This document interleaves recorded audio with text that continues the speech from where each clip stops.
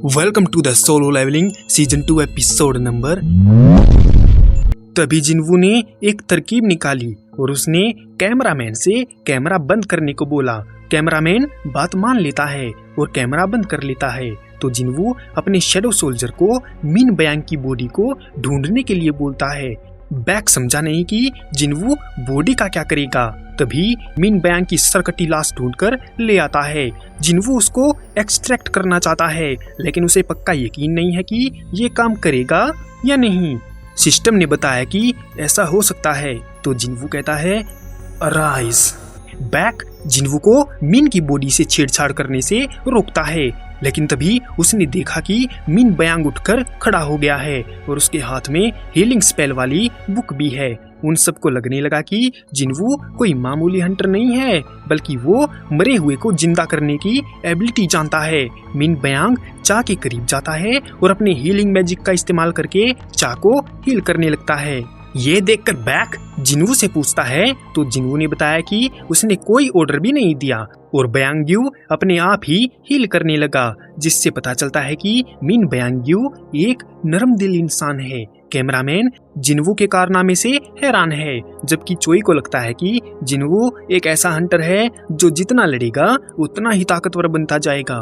Back जिन्वू के कंधे पर हाथ रखते हुए बोला कि बयांग्यू फाइट में उसकी काफी मदद करेगा, लेकिन बयांग्यू को लड़ाई झगड़ा पसंद नहीं है। इसीलिए बैक रिक्वेस्ट करता है कि वो मिन को आजाद कर दे। जिन्वू उसका हाथ अपने कंधे से हटाते हुए बोला, ये दूसरी बार है मिस्टर बैक जब आपने मेरे कंधे पर हाथ रखा है, लेकिन ये बात अलग है क्योंकि आज आपने मुझसे रिक्वेस्ट की है, ऑर्डर नहीं दिया। जिन्वू बैक युनहो की बात मान लेता है और मिन के पास जाकर उसकी शैडो को टर्मिनेट कर देता है। जाते टाइम मिन और बैक एक दूसरे को एक आखिरी स्माइल पास करते हैं, क्योंकि ये दोनों लंगोटिया यार हुआ करते थे। बैक जिन्वू को उसकी बात सुनने के लिए थैंक यू बोलता है। वोल्केनो के बाहर सभी हंटर जाने के लिए निकल आते हैं, मा डोंगवू चा को, जबकि बैक मिन को उठाए हुए था। जिन्वू बैक युनहो को जाने के लिए बोल देता है, क्योंकि अभी भी यहाँ पर कुछ एंट बाकी हैं जिनको जिन्वू खत्म करना चाहता है।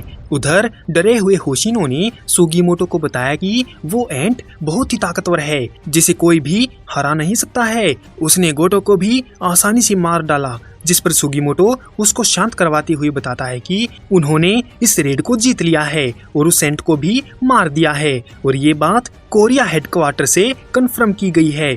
तभी सुगीमोटो को एक एम्प्लॉय इन्फॉर्म करता है कि कुछ बची हुई एंट ने उन पर अटैक कर दिया है, जिनसे निपटने के लिए वो सब तैयार होते हैं। और वहीं वोल्केनो में शैडो आर्मी एंट को मार रही है, जबकि जादूगर अपने फायर स्पेल से अंडों को डिस्ट्रॉय कर रहे थे, जिससे जिन्वू को लगातार एक्सपी पॉइंट मिल रहे थे। तभी जिन्वू अपनी इन्वेंट्री ओपन करता है और एक बड़ी सी तलवार निकालता है। जिन्वू उस तलवार को तेजी से घुमाता हुआ वहां रखे अंडों पर एक लाइटनिंग अटैक करता है और उसकी पावर से जिन्वू शॉक्ड है। जिन्वू चींटियों को मारकर 100 लेवल क्रॉस कर चुका है। इसके बाद जिन्वू कातिल एंट के पास जाता है, जिसमें से काफी तेज माना निकल रहा है। जिन्वू ने कहा अराइज।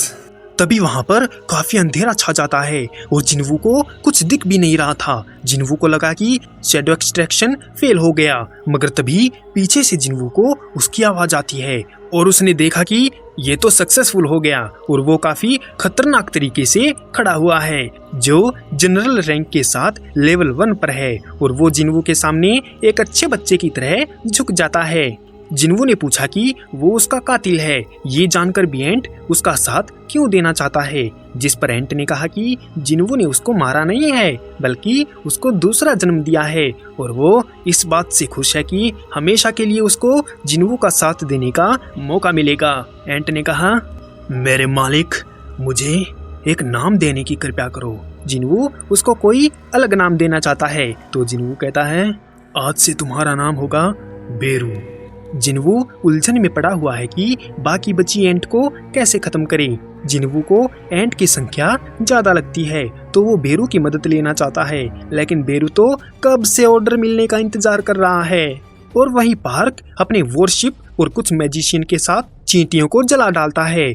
हंटर्स गिल्ड उन चींटियों से लड़ने को तैयार है जो नाइट गिल्ड की तरफ बढ़ रही हैं। वहीं फेम गिल्ड चींटियों को मारकर अपने गिल्ड को ऊपर लाने की तैयारी में है, जबकि फेम गिल्ड का हंटर अपने साथियों को सावधान कर रहा है क्योंकि एक एंट बी रैंक हंटर के बराबर है। ये सब देखकर एक्टर मिन स्योंग की फटकर हाथ में आ गई थी, जबकि बाकी चींटियां शहर तक पहुंच गई थी और रिटायर हंटर सोंग और जूही कुछ हंटर के साथ उनके सामने ही खड़े हैं। वो समझ नहीं पा रहे हैं कि इतनी सारी एंट को वो हैंडल भी कर पाएंगे या नहीं, मगर तभी उन्होंने देखा कि बिजली की रफ्तार से एक चीज उन एंट को मारती जा रही है। वो सब समझ नहीं पाए कि आखिर ये इतनी तेज कौन सी चीज है जो एंट को खत्म कर रही है। ये बेरू था जो जिन्वू के कहने पर उन सब एंट को पेले जा रहा था। फैली हुई चींटियों को मारने के लिए कोरियाई गिल्ड को 2 दिन लग गई, जबकि चाइना के नेवी ऑफिसर को विश्वास ही नहीं हो रहा है कि चींटियां उनके चाइनीज ओशियन तक पहुंच गई हैं और उन चींटियों को संभालने में वो लोग 2 दिन से सोए भी नहीं हैं। तभी एक ऑफिसर बताता है कि चींटियां बिल्कुल करीब आ गई हैं और वो उनकी रेंज में भी हैं। ऑफिसर उन पर अटैक्स करने का ऑर्डर मांगता है, लेकिन उनका हेड मना कर देता है क्योंकि उनके पास एक ऐसा ताकतवर हंटर है जो उनको अकेले ही संभाल सकता है। हम जहाज पर खड़े एक डबल स्वॉर्ड मैन हंटर को देखते हैं जो चींटियों के पास आने का इंतजार कर रहा है। ये एक नेशनल लेवल हंटर लिu जिगैंग है। उनके करीब आते ही हंटर अपनी स्वॉर्ड निकालता है और जोर से स्विंग करता है, जिससे एक फायर फ्लैश निकलता है और वो उन सभी एंट को लपेटे में ले लेता है और चींटियां बुरी तरह से जलने लगती हैं और एक एक करके समुद्र में गिरने लगती हैं। हंटर अपनी स्वॉर्ड को म्यान में रखता है और उसे लगता है कि अगर एंट संग जिन्वू से भिड़ती तो शायद जिंदा बच जाती, लेकिन उसके खुद के मामले में ऐसा कुछ नहीं होगा। नाइट गिल्ड के हंटर और सोल्जर आइलैंड पर एसेंस स्टोन कलेक्ट करने आते हैं। पार्क साथ में आए लोगों को आराम से काम निपटाने को बोलता है और यकीन दिलाता है कि वहाँ पर कोई मॉन्स्टर नहीं है, लेकिन तभी साइड से एक एंट उसको झांक कर देखती है तो पार्क एक ही झटके में उसकी गर्दन को काट देता है। हंटर्स किसी को हैरानी से देखते हुए डर जाते हैं। वो एक मोनार्क था जो खतरनाक तरीके से चलता हुआ उनके पास आ रहा है और अचानक से वहां पर एक चुटकी बजती है और सारे के सारे हंटर एकदम से बेहोश होकर गिर पड़ते हैं। वो एक दूसरा मोनार्क था जो किसी भूत जैसा दिखाई दे रहा था। हाँ मालूम है, इसको frost monarch the king of snowfolk भी बोलते हैं। उसने कहा, अभी हमारे पास इंसानों के साथ खेलने का वक्त नहीं है। क्या तुमने सेंस नहीं किया कि ये उसी की पावर थी? समझ नहीं आता कि वो इंसानों की मदद क्यों कर रहा है। जिस पर पहला मोनार्क बोला, अगर तुम्हें इतनी ही बेसब्री है तो डायरेक्ट उसी से ही जाकर पूछ लो ना। उस कमीने ने सारी चींटियों को गाजर मूली की तरह काट रखा है। तभी वो भूतिया मोनार्क अपने हाथ से जादू टोना करता है और एक पोर्टल खोल देता है। भूतिया मोनार्क ने कहा, ज्यादा बकवास मत करो, ये साउथ कोरिया का गेट है, अब चलो यहाँ से, वो अकेला ही संभाल लेगा। मोनार्क अपने पंजे से एक पोर्टल ओपन करता है और एक छलांग मारकर उसके अंदर चला जाता है और पोर्टल बंद हो जाता है।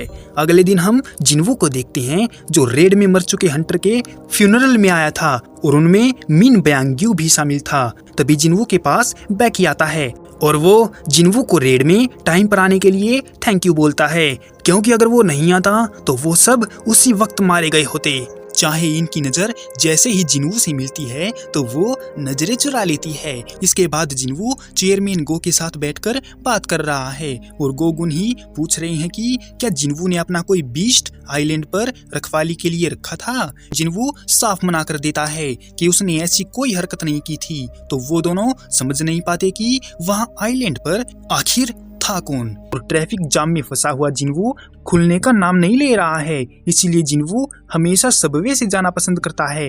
तभी जिन्वू के पास गोगुन ही का कॉल आता है जो उसको बताते हैं कि बीच रोड में एक बी रैंक वाला गेट खुला है और इसीलिए ही वहां पर रोड जाम हो गया है। चेयरमैन जिन्वू से गेट को क्लियर करने के लिए मदद मांगते हैं और वहीं गेट पर लोगों को दूर हटाने का काम चालू है। तभी देखते ही देखते जिन्वू गेट के अंदर चला जाता है। जिन्वू के जाते ही गेट रेड गेट बन चुका है और गेट के अंदर जिन्वू को भी एहसास हो जाता है कि वो रेड गेट के अंदर पहुंच गया है। शैडो आर्मी अपीयर होती है और उन बीस्ट से भिड़ जाती है। जादूगर अपने स्पेल का इस्तेमाल करते हैं और वहां खड़े बीस्ट को जला डालते हैं। जिन्वू बाकी बची शैडो को भी मदद के लिए भेज देता है और हमारा कमांडर इग्रिस अपनी स्वॉर्ड को एक बीस्ट के सिर में आर पार डाल देता है, जबकि आयरन एक रोर करते हुए एक बीस्ट का सर फोड़ देता है। और वहीं टैंकर और स्पेल मास्टर टस्क भी किसी से कम नहीं है। और बेरू को कौन भूल सकता है, उसने भी अपनी एबिलिटी का इस्तेमाल करके बीस्ट की लाशों का ढेर लगा दिया है। और जिन्वू ने देखा कि उसकी शैडो आर्मी ने शाम होते होते सभी को मार डाला है और सभी जिन्वू के सामने बड़े ही बैडास तरीके से झुककर अपनी लॉयल्टी का सबूत दे रहे हैं। जिन्वू सोचता है कि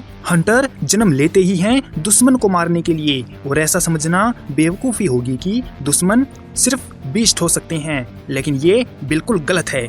दुश्मन कोई भी हो सकता है, इसीलिए एक हंटर को हमेशा अलर्ट रहना चाहिए। कहीं कोई उस पर निशाना तो लगाए नहीं बैठा है। दुश्मन कभी भी सामने आ सकते हैं, ये जरूरी नहीं है कि वो कैसे दिखते हैं। इसीलिए हंटर को कभी चैन से नहीं बैठना चाहिए और दुश्मन को हराते जाना चाहिए। और अब जिन्वू को उन लोगों का इंतजार है जो या तो उसके दुश्मन बने हुए हैं या फिर बनने वाले हैं। लेकिन जिन्वू को इन सबसे घंटा फर्क नहीं पड़ता, क्योंकि वो उन दुश्मनों से लोहा लेने के लिए तैयार है।